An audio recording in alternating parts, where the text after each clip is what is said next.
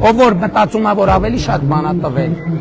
շատ իզուր, ես իմ ընտանիքը չեմ խնայել, ես իմ ընտանիքը չեմ խնայել։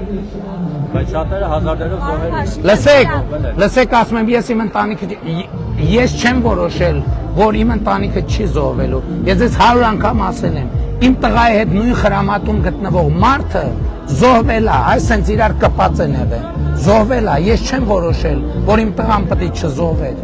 եւ ես իմ ընտանիքը չեմ խնայել, ոչ մի բան չեմ խնայել, եւ ասում եմ, այն մարդիկ, այդ էլի ասում եմ, մետրոյում դեպքը ուրիշ կերպ մեկնաբանվեց, բայց ասում եմ, նրանք ովքեր գալիս են այստեղ Ղարաբաղի ակցենտով սպառնալիքներ են ձևակերպում, դրանք բոլորը փախածներ են, փախածներ, ճողոպրածներ, վախկոտ ստահակներ են դրանք բոլորը, վախկոտ ստահակներ, ինչ պագոն ուզում ունենան վրեն, այդ վախկոտ ստահակներից մի մասը մի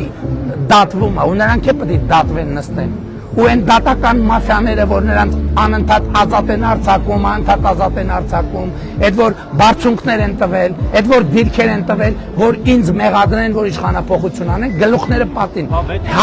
Դատարանները ինչու են մինչև հիմա դեռ իրանց եք մեղադրում, որ չեն կարել այդինք, որովհետև սահմանադրությունը թույլ չի տվել։ Դրա համար էլ ասում ենք սահմանադրությունը պետք է փոխվի եւ բոլոր դատավորների կարգավիճակը պետք է դառնա դատավորի։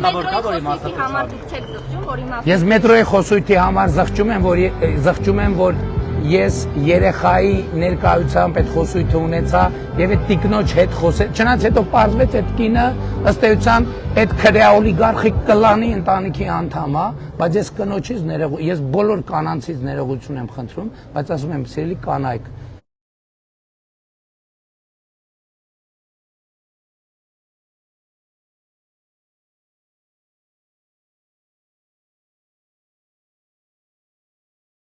Տենց խոսա, գտանեին կսատկացնեին։